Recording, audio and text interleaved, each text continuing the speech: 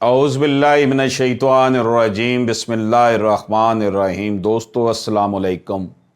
اللہ پاک سے دعا ہے کہ اللہ پاک ہم سب پر اپنا خاص کرم فرمائے، اللہ پاک ہمیں رزق حرام سے بچائے، اللہ پاک پوری دنیا میں امن عطا فرمائے۔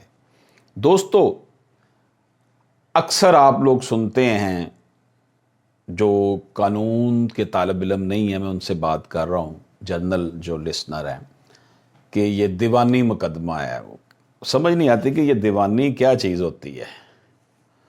تو آج ہم دیوانی مقدمے کے حوالے سے بات کرتے ہیں۔ کوئی بھی شخص کوئی لین دین کرتا ہے، کوئی ٹرانزیکشن کرتا ہے، زمین کی صورت میں مکانات لیتا ہے، کوئی مال لیتا ہے، اینی بزنس ڈیلنگ کرتا ہے، کوئی بھی بزنس ڈیلنگ ہوتی ہے اسے ہم ٹرانزیکشن کہتے ہیں، لین دین، معاملت۔ یہ جو اس کا لین دین ہے نا، اس لین دین کے درمیان اگر کوئی مسئلہ پیدا ہوتا ہے، کوئی پرابلم آ جاتی ہے، کوئی گھر خریدا ہے، کوئی دکان خریدی ہے، کوئی مال خریدا ہے، اس لین دین کے مسئلے کا سلوشن جو ہے نا حل کرنے کے لیے پھر ہمیں جو ہے نا مقدمہ دائر کرنا پڑتا ہے کورٹ میں جا کر۔ اس مقدمے کو سول سوٹ کہتے ہیں، یعنی سول کا ترجمہ دیوانی کیا گیا ہے۔ لین دین کیا، ٹرانزیکشن مکمل نہیں ہوئی، یعنی کہ پیسے دے دیے، مال نہیں ملا، پیسے دے دیے، گھر نہیں ملا، گھر لے لیا، پیسے پورے نہیں دیے، مختلف اس کی صورتیں ہوتی ہیں۔ تو ان کو حل کرنے کے لیے، لین دین کے معاملات کو حل کرنے کے لیے پاکستان میں دیوانی عدالتیں موجود ہیں۔ ان عدالتوں میں اپنے لین دین کے مسائل کو باقاعدہ حل کروانے کے لیے جو مدعی ہوتا ہے، پلینٹیو ہوتا ہے، جس کا کوئی مسئلہ ہے، وہ لکھ کر عدالت میں سوٹ فائل کرتا ہے، لکھ کر اپنا دعویٰ کرتا ہے کہ جناب میرا یہ مسئلہ ہے۔ جو یہ کلیم کرتا ہے، وہ دعوے میں کرتا ہے، اسے دیوانی دعویٰ جات کہا جاتا ہے۔ عام طور پر پاکستانی عدالتوں میں لین دین کے معاملے کو سالو کرنے کے لیے مندرجہ ذیل آپ کی خدمت میں کچھ سوٹس کی بات کی جا رہی ہے، دعویٰ جات کی، جو کیے جاتے ہیں۔ یہ دعویٰ جات سول سوٹس کہلاتے ہیں، دیوانی دعویٰ جات کہلاتے ہیں۔ دعویٰ استقرار حق، اسے ڈیکلریشن بھی کہا جاتا ہے۔ پھر ہے جی دعویٰ دخلیابی بذریعہ تعمیل مختص، پھر ہے جی دعویٰ دخلیابی بذریعہ حق شفا، پھر ہے جی دعویٰ حکم امتناعی دوامی تاکیدی، پھر جناب پانچواں ہے دعویٰ دلا پانے، چھٹا ہے جی دعویٰ فہمید حساب، جسے ریڈمپشن آف اکاؤنٹس کہا جاتا ہے، ریکونسلیشن آف اسٹیٹمنٹس کہا جاتا ہے۔ پھر ہے جی ساتواں دعویٰ کیا ہے جی درخواست تقسیم اراضی زرعی، پھر ہے جی آٹھواں ہے دعویٰ تقسیم اراضی سکنی، جو رہائشی زمین ہے اس کی تقسیم، پھر دعویٰ آرڈر 37 ہے جی، یہ ریکوری کا دعویٰ ہوتا ہے، کسی سے پیسے جو لینے۔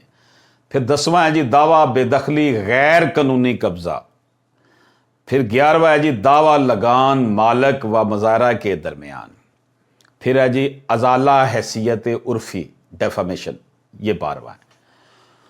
اب ہم اپنے لسنرز کے لیے ان کو مختصراً بیان کریں گے تاکہ ہمارے لسنر یہ جان سکے کہ یہ جو دعویٰ جات ہوتے ہیں یہ کیا ہے۔ جو تو ڈکلیریشن ہے، دعویٰ استقرار حق ہے۔ دعویٰ استقرار حق سے مراد حق کو مقرر کرنا ہے۔ یہ میرا حق قائم کیا جائے، اس حق میں فلاں کمی بیشی ہو گئی ہے، تاکہ جو حق قائم ہوا ہے اس کو مکمل کیا جائے اور قانونی پوزیشن اس کو دے دی جائے، یا کہ جو اس حق کے بارے میں داد رسی ضروری ہے وہ دی جائے۔ یعنی داد رسی جو ہے اور اس کے حق کو قائم کرنے یا ختم کرنے کے لیے جو دعویٰ جات کیے جاتے ہیں انہیں دعویٰ استقرار حق کہا جاتا ہے۔ دعویٰ استقرار حق ہر تحریر پر دائر کیا جاتا ہے کہ جناب یہ چیز ڈکلیئر کر دی جائے کہ یہ میری ہے۔ اس کے بعد ہے جی نمبر 2، دعویٰ دخلیابی بذریعہ تعمیل مختص۔ تعمیل مختص بہت امپورٹنٹ ایلیمنٹ ہے سول سوٹ کا، اسپیسیفک پرفارمنس۔ کوئی کانٹریکٹ ہوا ہے اور اگر اس کی پوری طرح نہیں ہو سکی جو ہے وہ تعمیل، تو اس کو پھر اسپیسیفک پرفارمنس کے تحت کیا جاتا ہے۔ جو خاص معاہدہ کیا گیا ہے اس کو مکمل کیا جائے، یعنی اس معاہدہ کی تکمیل کی جائے، اس کو عدالت دیوانی میں حل کروانے کے لیے دعویٰ تعمیل مختص کیا جاتا ہے، یعنی جو خاص معاہدہ کیا گیا ہے اس کو مکمل کیا جائے۔ دعویٰ بے دخلی بذریعہ تعمیل مختص دستاویز پر دائر کیا جاتا ہے۔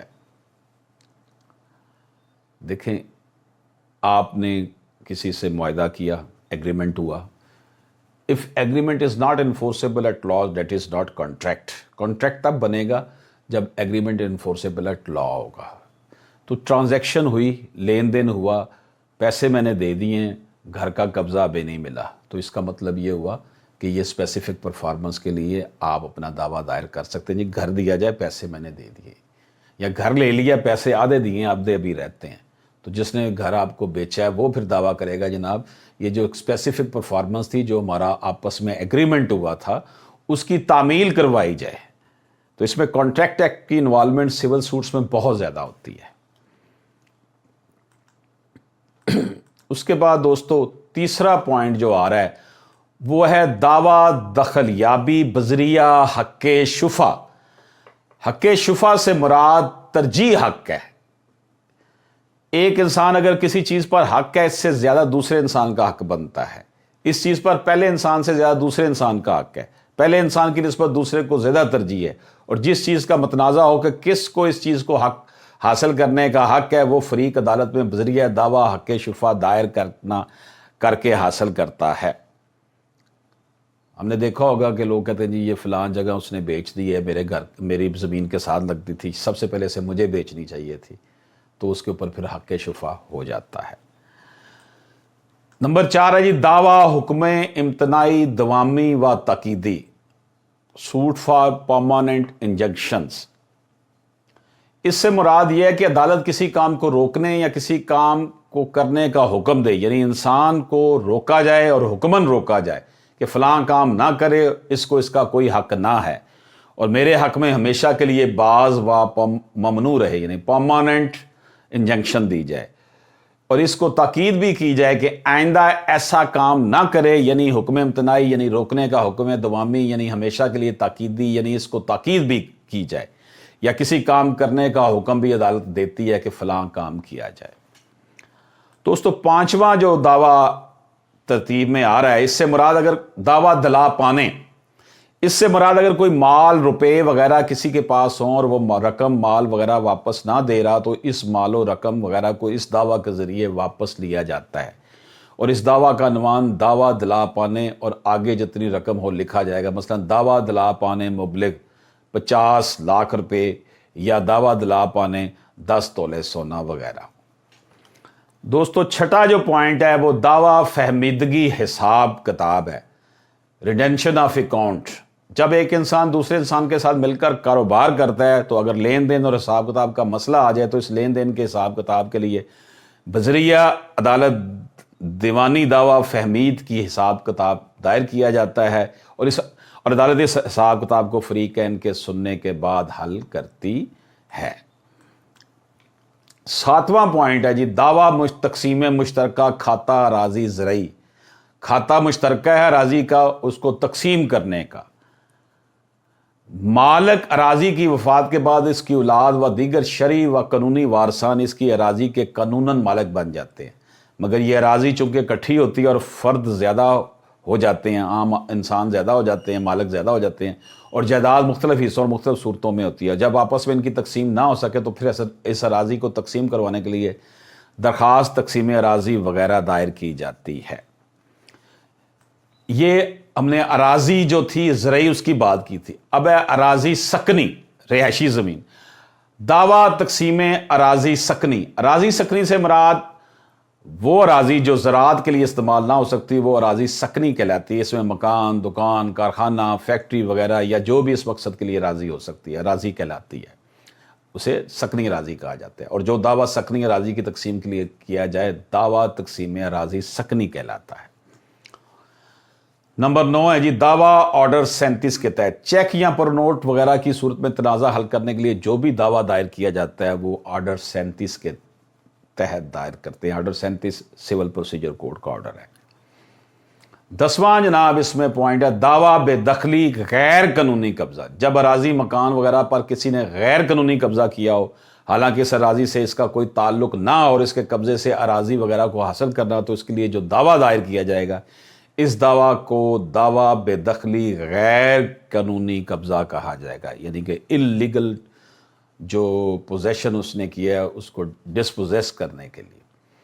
11واں جناب دعویٰ جو ہے دعویٰ لگانے مالک مزارع کے درمیان۔ اگر ایک مالک اراضی اپنی زمین کاشت کے لیے کسی دوسرے شخص کو دیتا ہے اور دونوں کے درمیان مالک اور مزارع کا رشتہ قائم ہو جائے، مالک اور مزارع کے درمیان کچھ شرائط طے ہو جاتی ہیں۔ اگر دونوں کے درمیان کوئی لین دین کا تنازع ہو جائے اور اس کو عدالت کے ذریعے حل کروانا ہو تو اس کے لیے دعویٰ لگان دائر کرنا پڑتا ہے، یعنی مالک اور مزارع کے درمیان لین دین کے معاملے کو بذریعہ دعویٰ لگان دائر کر کے حل کیا جاتا ہے۔ اس حوالے سے جو ہم نے کلاسیفیکیشنز کی ہیں، 12ویں نمبر پہ دعویٰ ازالہ حیثیت عرفی، کسی کی ریپوٹیشن کو جو نقصان پہنچتا ہے، کسی کے گڈ ول کو نقصان پہنچتا ہے، اگر کسی شخص کے کسی فعل و قول وغیرہ کی وجہ سے نقصان ہوا تو اس کے لیے جو دعویٰ دائر کیا جاتا ہے اس کو دعویٰ ازالہ حیثیت عرفی کہا جاتا ہے۔ دوستو، آپ کی خدمت میں یہ سول سوٹس کیوں کیے جاتے ہیں اور سول سوٹس کی مختلف اقسام، جن میں ہم نے تقریباً 12 ہیڈنگ جو ہے نا بنا کر آپ کی خدمت میں پیش کیے ہیں، اس کا مقصد یہ ہے کہ لاء کی فیلڈ میں آنے والے نئے طالب علم اس سے استفادہ کریں، اور اس کے ساتھ ساتھ یہ پریکٹسنگ لائر کے لیے بھی بہتر ہے۔ جو لوگ سول کی پریکٹس کرنا چاہتے ہیں ان کے لیے یہ ایک ہی لیکچر میں 12 دعویٰ جات کے متعلق مختصراً بیان کر دیا گیا ہے، اور جنرل پبلک کے لیے یہ اس لیے اہمیت کا عمل ہے کہ ان کا ایکسپوجر ہونا چاہیے۔ لاء ایک ایسی چیز ہے، اس کو ہر پاکستانی کو، ہر شہری کو پتہ ہونا چاہیے۔ امید ہے کہ آپ کو ہماری یہ کوشش پسند آئی ہوگی۔